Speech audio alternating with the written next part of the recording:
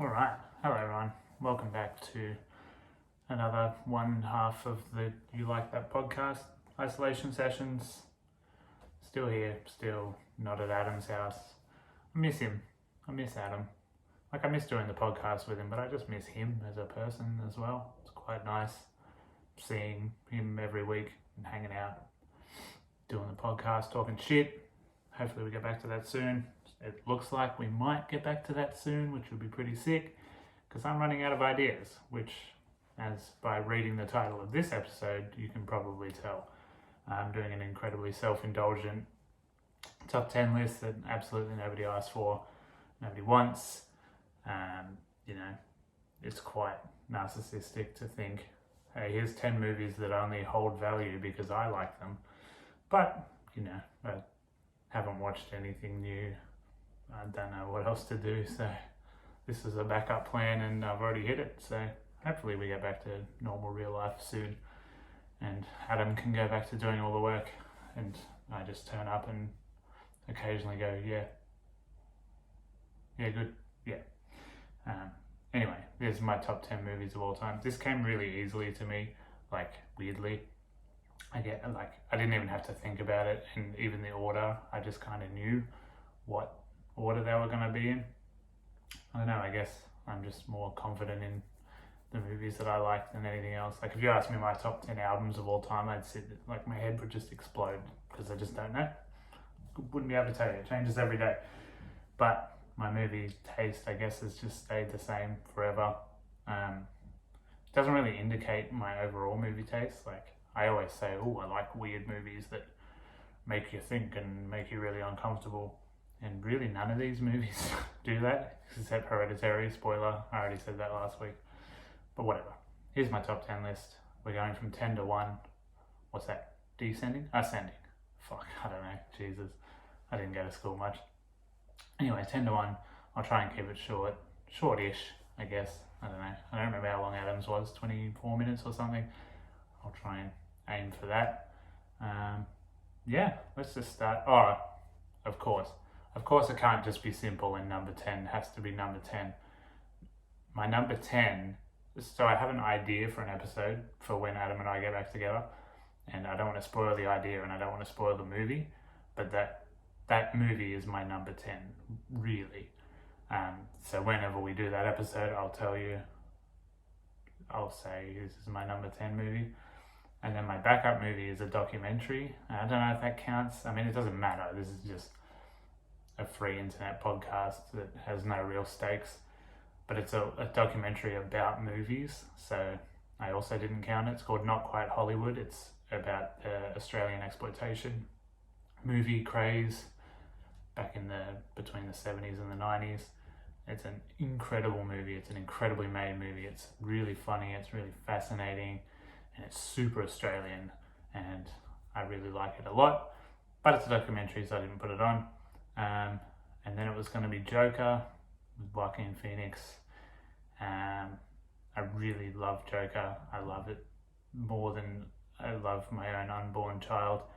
But then I thought about it a little bit more, and I was like, it's probably number 10, probably Eternal Sunshine of the Spotless Mind.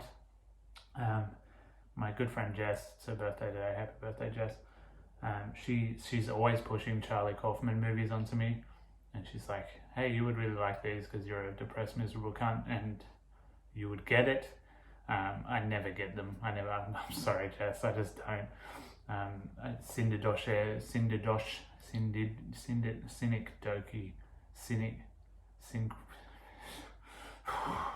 Philip Seymour Hoffman in that movie, New York, whatever.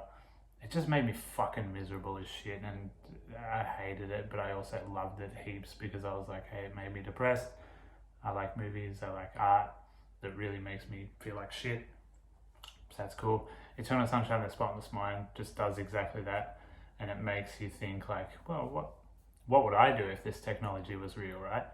I went the other way because I have severe mental illness problems, and I went, what would everyone else do if this technology existed? And every single person I've ever met, every single person who has ever heard my voice would just fucking erase me straight away. I know it, I just know it.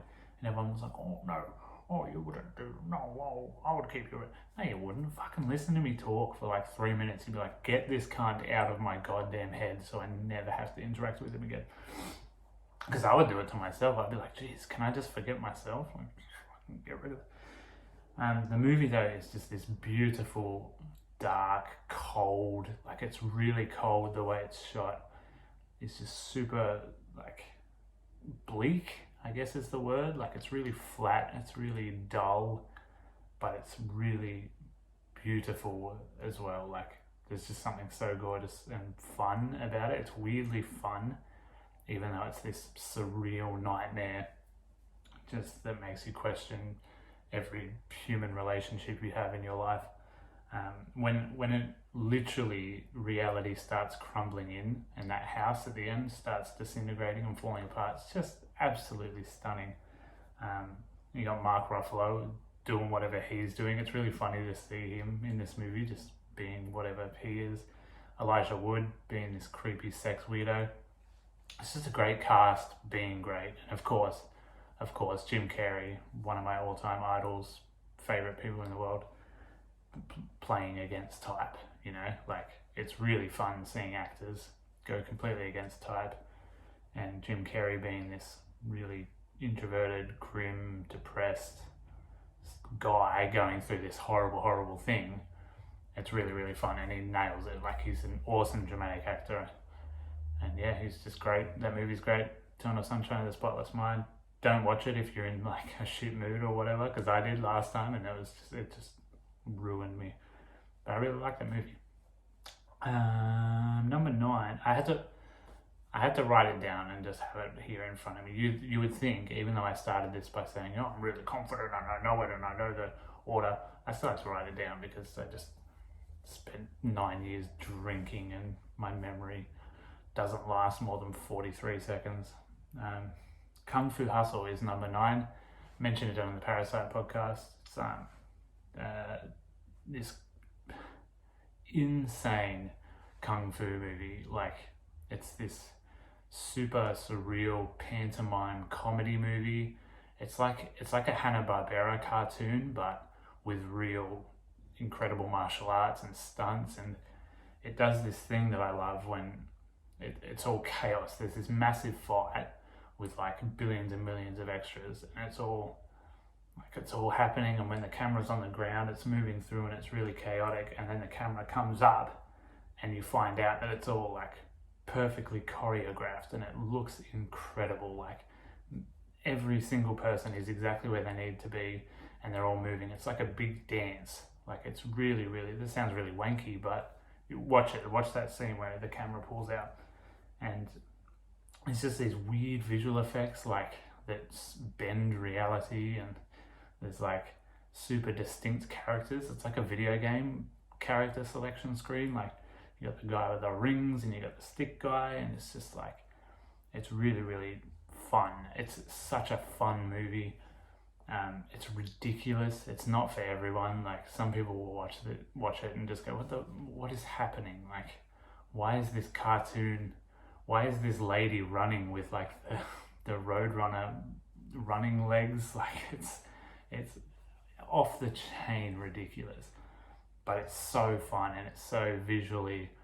A few of these movies you'll see, like, they're so rewatchable because of how visually satisfying they are and how visually fun they are. It's just so fun to watch something be that spectacular and that big, and the character progression from criminal to like the main big hero, and the landlords who are these horrible, crabby, you know, mean people, and then you find out it's because they went through a tragedy and they're actually these ultimate supreme fighting beings, and then they have their moment, and it's just so satisfying. All the payoffs are really, really satisfying, and yeah, again, it's just such a beautiful movie to look at, even though it's a little silly and ridiculous. Number 8, mentioned it last week, Hereditary. Hereditary is the best movie ever made. It is a perfect movie. It's not my favorite movie, but it is perfect in every single way. I'm still thinking about it after last week, after the second watch. I'm still like, lying in bed at night and just going, oh God, why did I do that to myself again? It's just so affecting and so gripping and such a good movie. It's a fucking fantastic movie.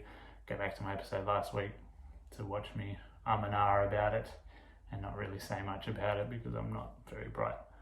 Number seven is Shaun of the Dead, Edgar Wright's first, real breakout movie.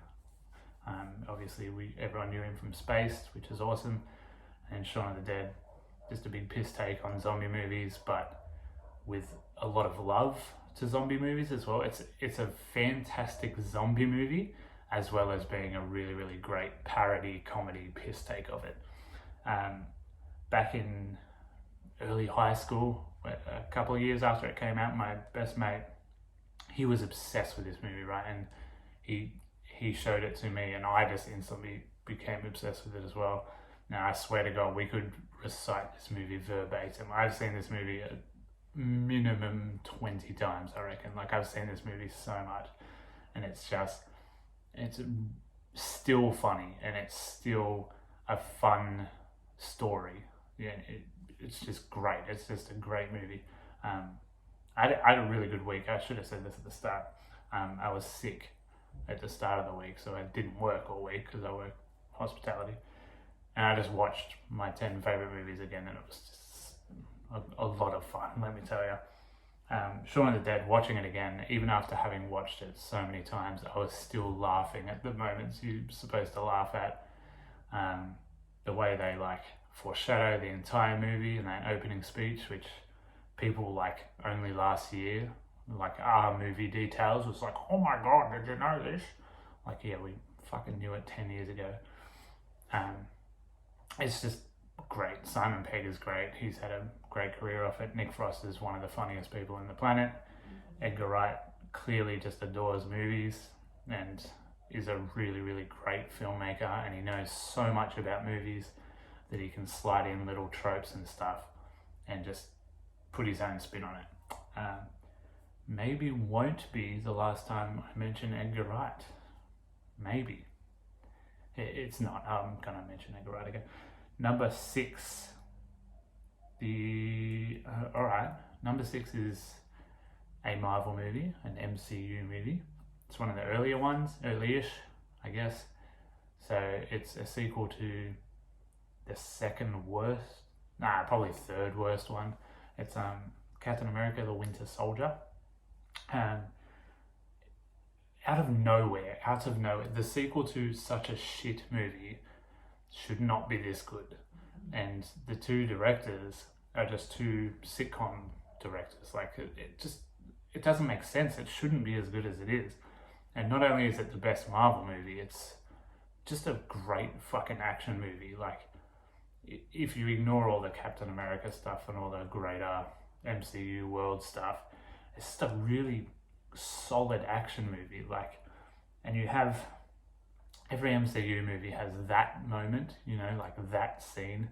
Well, most of them do. Thor 2: The Dark World doesn't, because who remembers anything about that fucking pile of garbage? The elevator fight in this. Where did that come from? From two comedy directors? How did they shoot this incredible claustrophobic, this super tense and really solidly brutal action scene? Who knew they had it in them? And then they do that in a small scale, and then they do the big fuck off helicopter crash ending, fucking the whole building's falling down. They do that as well. Every Marvel movie does that, and this one does it as well. It's just perfect. It's a perfect movie, and it sets up Bucky, the Winter Soldier, who is one of the more interesting characters in the MCU, but he's just criminally underused.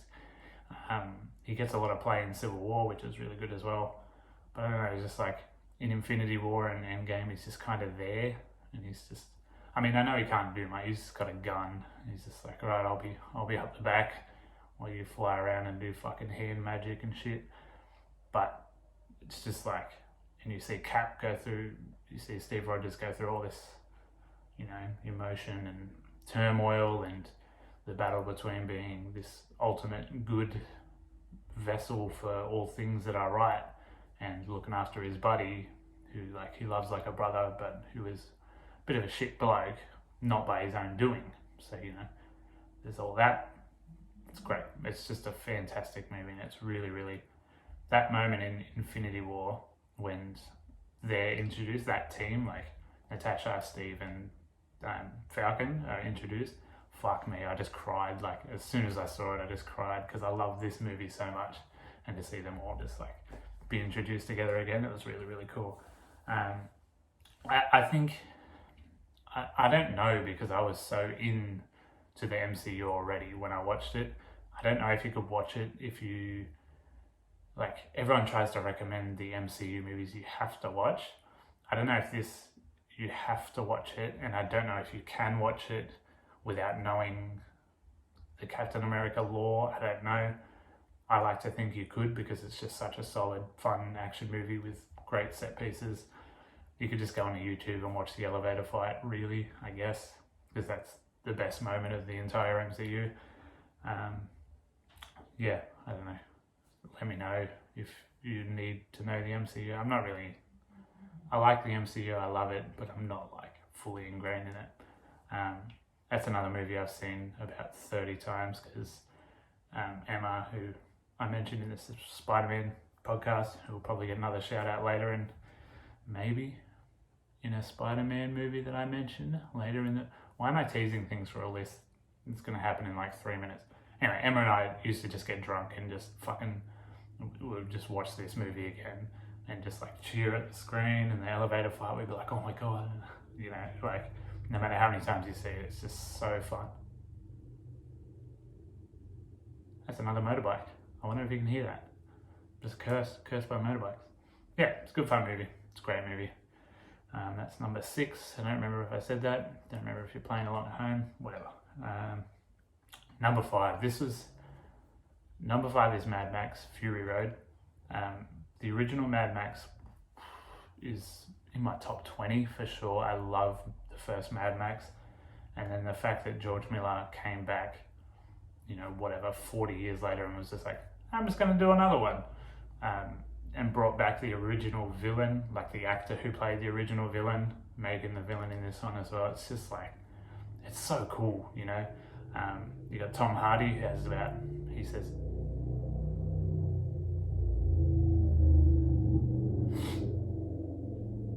you reckon that's the same motorbike from last week? I reckon it is. You got Tom Hardy, who says like 2 full sentences and then like 6 words as well. And you got Charlize Theron, who ultimately turns out to be the main hero. Like it's her movie, it's a Furiosa movie, but it's just, it's under the Mad Max thing. Just, again, visually, one of the most spectacular movies. And there's this incredible, it's on the internet, go and find it, I'll link it on the You Like That Facebook page, of just B-roll of them like testing the stunts, testing that the cars, like all these monstrosities, all the cars actually work and look like they would work in real life. And they do, because they actually made them all. It's all real.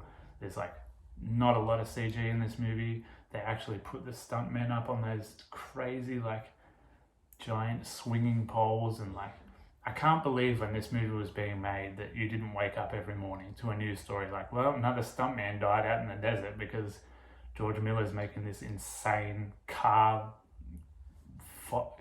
It's like a car combat movie, I spoke about in Parasite and Hereditary, I speak about the houses being characters themselves. I really, really like that. I really like it when something inanimate becomes a part of the movie, as important as any of the characters. And like all of the vehicles in this, especially the war rig, they're just as much a part of the movie as any of the actors, but like by far and away. And they're all so intricately detailed, and they all look so amazing. But you have to go and look them up, because usually like they just get fucking minced straight away. Like the Interceptor from the original Mad Max starts this movie, and it still sort of looks like the Interceptor, and then it just gets destroyed, and then you see it a bit later, it's all like repurposed and rebuilt, and it just gets crushed between 2 trucks, and that's it. Like one of the most iconic movie cars of all time, just nah, don't worry about it, just chuck it under a truck. yeah, it's just, you don't have to know anything about Mad Max. You don't have to know anything about anything, really. You can just watch this and watch a car go smash, things go boom, and it's still really satisfying. Like, not, the story is pretty simple. It's just like, it starts off as sort of a road trip movie, sort of point A to point B, and then it becomes all the other things weave in, and you learn more and more as it goes. Not through sort of through dialogue, but yeah, it tells a lot of the story visually as well. Again, speaking of like the video game character selection screen, all the characters in this are just so surreal and weird. Like, you got John Howard as this like huge, greedy, like you can tell he's just like a rich, greedy sort of guy, and then you find out he's like the statistics guy, you know, and you find out just how awful Immortan Joe is as the time. Like, he looks really scary and he looks like a big villain in it, but you don't really know why until, you know, it comes out that he's this horrible like slave keeper and keeps water from the town and stuff. He's just like this horrible dictator, and it's just, he gets his comeuppance. It's really satisfying. You know, Max, he's just kind of there for the assist, really, and Furiosa gets all the glory, rightfully so, because she does everything in this movie. She's brilliant. God, I just love this movie so much. It's just incredible in terms of real, practical, insane stunts where I don't know how anyone survived making this movie. Here we go. This is the most fun I've had rewatching a movie ever. I try not to watch it too often. This is my number 4. I try not to watch it too often because I don't want to like ruin it in case it is shit. You know, it gets a bit of a bad reputation on the internet as being really silly and a bit bad. But I think Spider-Man 2 is by far and away the best comic book movie ever made. I think it's one of the best movies ever made. And I'm not just like, I know I'm super biased and I'm super close to it, but it's my number 4, Spider-Man 2. Sam Raimi is just everything to me. Like, why I love movies so much is just, Sam Raimi just has such a big hand in it because of how he shoots movies and just the way, if I'm talking about houses or cars or whatever being part of the movie, being characters in the movie, Sam Raimi's camera work, and he puts the camera in and it's part of the movie. It's a character in of itself, and you can just tell it's him. You just straight away tell it's him. There's after Doc Ock throws the car into the restaurant and they have that super cheesy, the camera zooms in, like that's straight out of Evil Dead, like the camera zooms in and he busts out like a fucking Power Ranger. It's just so silly. It's just ridiculous, but it's really, really powerful and uplifting, you know? It's a comic book movie, it's a hero movie. It's inherently silly. It's a guy got bit by a spider, and like, I love these ones. There's no technology or whatever, like he got bitten by a spider and he can just do everything now, and like in this one you find out it's like his belief in himself as Spider-Man affects how his powers work. Like, that doesn't make any fucking sense. It's so stupid.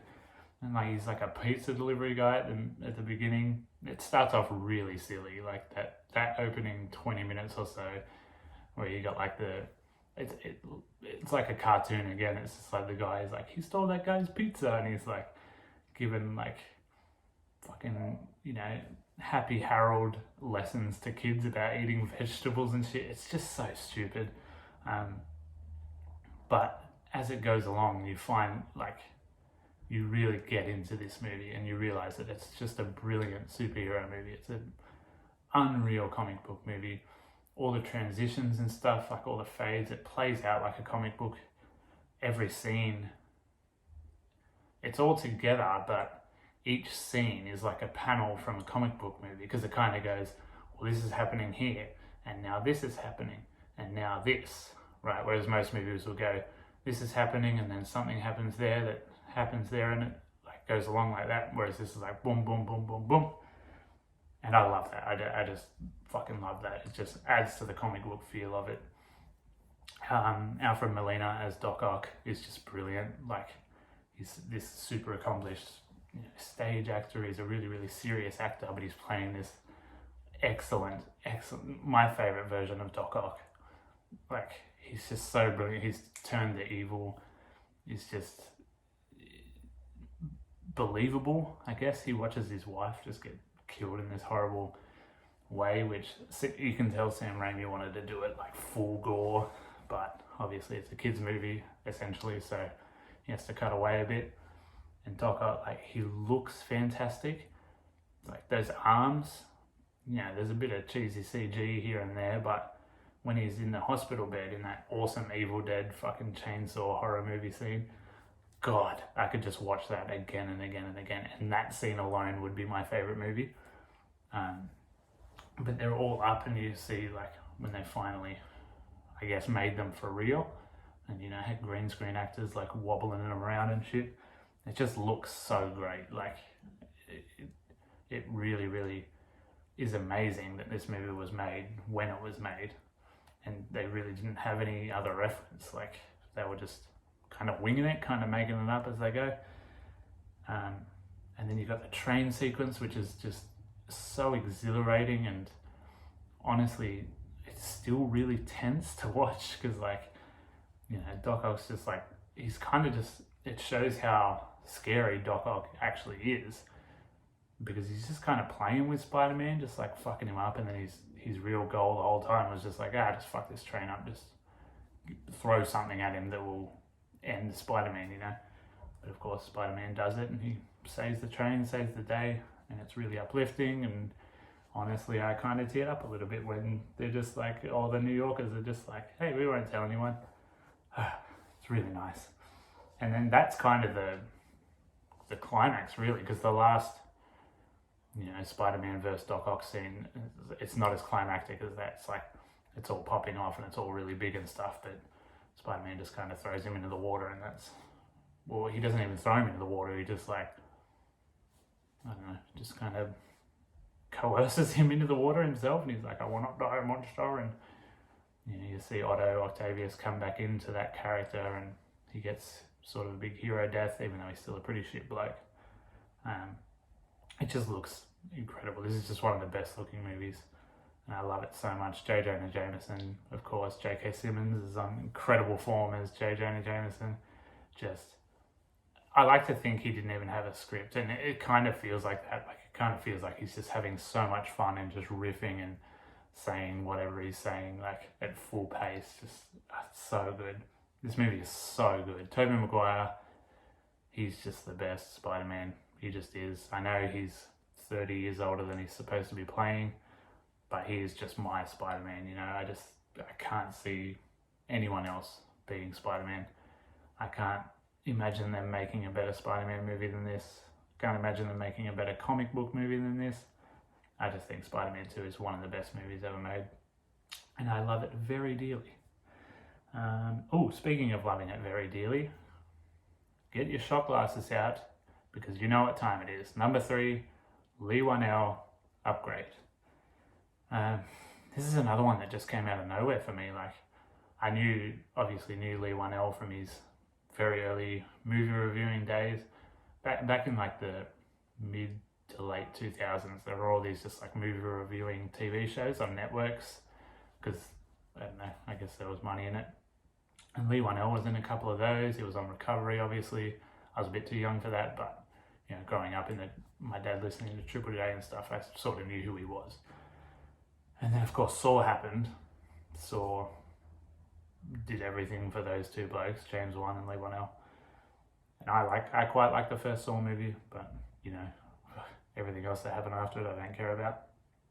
And so I saw the trailer for this, and I had that fight scene. I was like, fuck yeah, I'll just go see it on a whim. I like enough of the parts of this movie to go and see it. And then I saw this movie, it just absolutely blew me away. And I wasn't expecting much. I was expecting it to just be a sort of fun action movie, but it's this brilliant, again, visually incredibly spectacular, super detailed thrill ride of a movie. Like, It's like a dystopian future, but everything still kind of looks the same, like it's pretty realistic in that sense. Low budget, of course. Leigh Whannell makes something out of absolutely nothing every time. The lead guy in it, who's not Tom Hardy, but fuck, he looks like Tom Hardy, doesn't he? Logan Marshall Green or something? I should have looked that up. Fuck, I should just know it. Like, I've seen this movie goddamn 10 times. Leigh Whannell just has an eye for filmmaking that I just latch onto and just love straight away. He just puts the camera in places that bring you into the action so realistically and so brutally, especially in this movie. He did that thing where he attaches the camera to the actor, so it's like super robotic and the camera follows everything. And there's that incredible fight scene in the house where he's like, it's like the Matrix on crack, you know, like it's just following him around, and he slides in his violence every now and then, like the climax of that fight when he rips the guy's jaw open. It's just so shocking and just like, wow, I didn't think this was going to happen in this movie. It's just a great story. It's just like a revenge story. It's sort of it starts as a revenge story, but then it turns into this much more sinister, sort of parasitic sort of movie. You know, a guy losing control of his own mind and his own body. That's pretty scary. Like, imagine not having any control over your body, but you're still very aware of what you're doing and what's happening. That's pretty terrifying, isn't it? That's gross. I'm still a little bit sick, but sorry. Yeah, and just the main villain is fantastic as well. He's this really creepy, sort of hipster looking guy, and you know, he's just this little weasel looking bloke, and you're like, oh, he's not going to be much of a threat. And then you find out he can pretty much do exactly what the main guy does, and it's just Gray, his name is, and you know, them going up against each other is an actual threat. He's not just going to steamroll through him and just win straight away and get the girl and whatever. He doesn't get the girl because the girl's dead. Spoiler. And then at the end, you know, that's not even the end really, because he goes back to get the chip out of him or whatever, and you find out like he's just lost all control and nobody's really in control of the AI because the AI has built itself up to be unstoppable.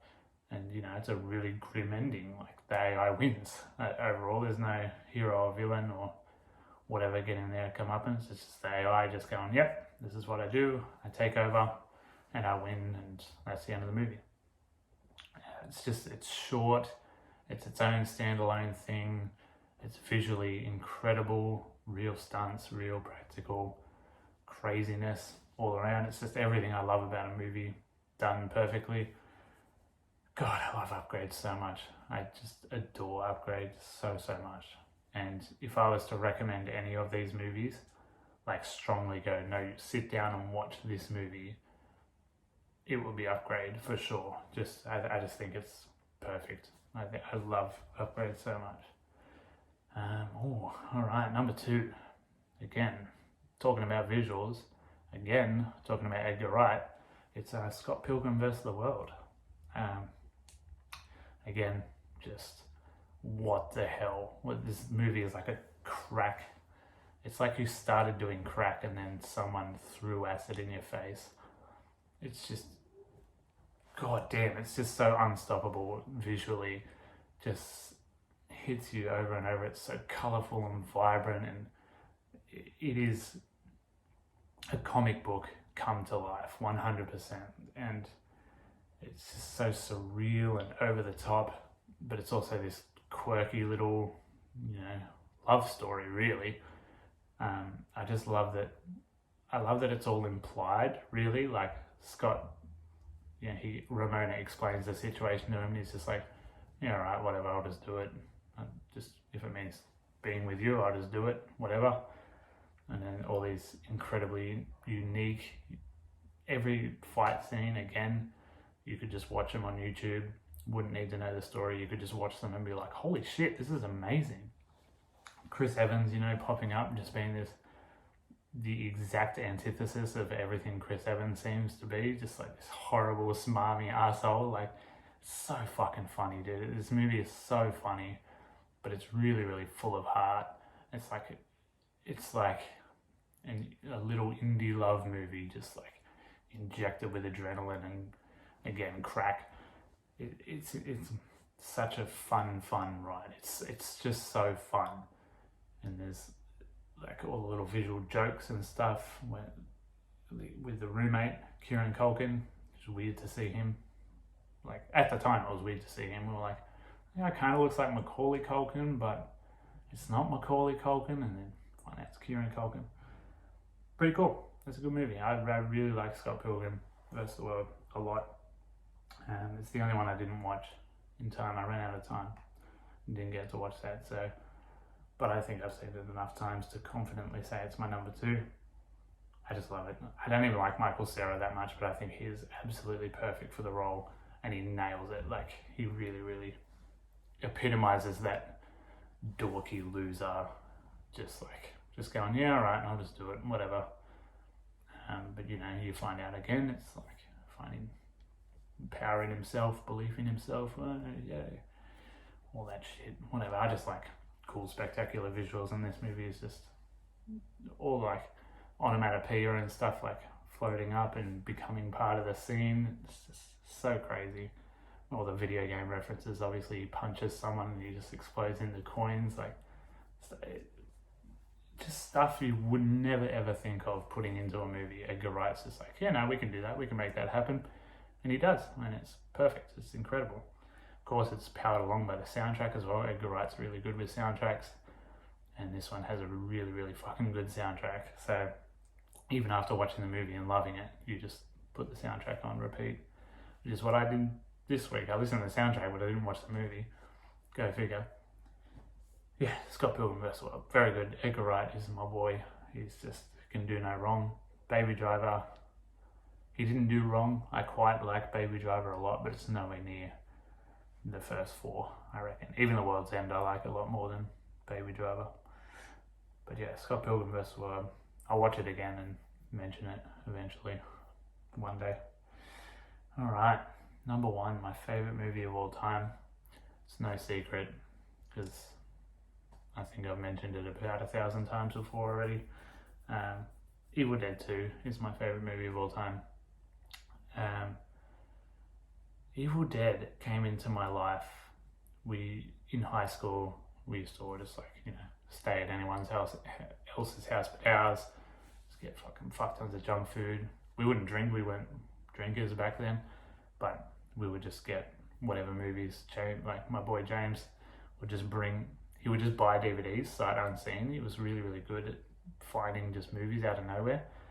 And he brought The Evil Dead, the first Evil Dead movie, because he was like, oh, this looks really fucking scary, and the cover art is really horrifying. I've heard it's really scary. I heard it's like the original horror movie, really. And we watched it, and it's ridiculous. Like, it's not a very good movie, but I just instantly just went, holy shit, I love this. I really, really love this. So without any research, I just went and I instantly bought Evil Dead 2 and watched it. And it's just like, it just ignores the Evil Dead, right? It's just like, yeah, whatever. The Evil Dead didn't really happen. We're just going to have another crack at it now that the world has seen that Sam Raimi and Bruce Campbell have something here. We'll just have another go at it, tell it a little bit differently, but it's sort of the same, and it'll look a little bit better and just overall be a better movie. And it is. Evil Dead 2 is incredible. I was saying before, I didn't want to watch Spider-Man 2 too much because I didn't want to ruin it. I watch Evil Dead like every few weeks, man. I love Evil Dead 2 so much. It's just insane. It is so over the top, and it is so cartoony and comical, and the first half of it is pretty much just Bruce Campbell being this incredible character study into this guy going absolutely crazy, thinking like, you know, is whatever is happening real? or is he just going crazy? Did he just kill his girlfriend for no reason? And you do find out, no, it's all real, it's all demons and stuff. And you're just watching Bruce Campbell just lose his mind in front of a camera and just do this crazy over the top performance, this stupid, like, when the walls start like laughing at him and then he laughs back and starts like doing a dance and stuff, you're just like, what is happening? Why is any of this happening? And it pioneered like, we didn't pioneer it, but it did that. There's that awesome stop motion scene where the corpse comes back to life and is like rolling its head around and stuff. Like, to the uninitiated, like if you watch it now, you're like, well, that looks terrible. It doesn't even look like it's part of the same movie. But at the time, can you imagine seeing that at the time? You would have absolutely shit yourself. Like, stop motion is incredible already. As an art form, stop motion is so incredible. And just watching it this week, I was just like, this still looks, yeah, it's a bit out of place and it's a bit jank and stuff, but it just, the fact that they did it back then is just so incredible to me. All the visual gags and stuff, all the incredible prosthetics of, evil Ash, kind of like when he puts his head up from the puddle and he's all fucked up, and the horrible contacts that he had to wear and stuff.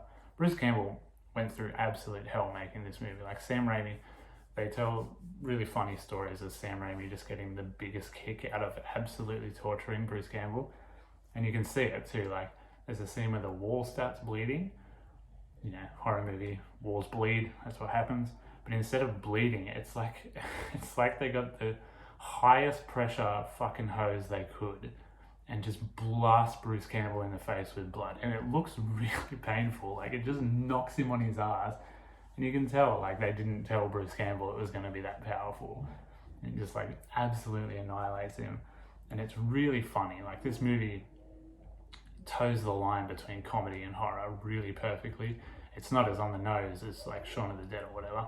Like, it's not a parody. It's not making fun of horror. It's just doing it differently. It's doing it with a funny spin, because it is still pretty horrific. All the things in it are really horrific, like killing your girlfriend or finding out your parents have murdered each other and one is still dead under the house. That's really horrifying. Just think about that. It's a horrifying thing. But then you look at it and the monsters, like the prosthetics are a bit, even though they're incredibly beautiful and detailed, now when you're watching it, it's a little bit silly. And then you've got that, like all of Sam Raimi's, the camera being such an integral part of the action. Like when the demons get unleashed, you have those incredible shots running through the forest, and it's all one shot, just speeding through the forest and stuff. And when it crashes through the car, and it's all in one shot, there's no edits. They actually like built a rig to get the camera through the car and then keep running through the forest.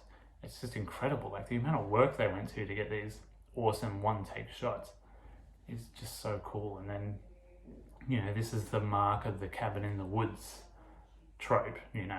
This did it first. This is the cabin in the woods movie. It's just, it started it all. It did so much for the horror genre, and it's why horror movies now try and put a bit of comedy into it. They don't do it as well, obviously. This is much funnier. And just all the iconic imagery of this, like the chainsaw hand. You just think, well, why did they make a go with the chainsaw hand? It's like, well, because his hand got possessed and he cut it off. And then, he's more and more desperation. They're just like, well, fuck it, we'll just like go all out and create this awesome superhero pretty much to fight these demons.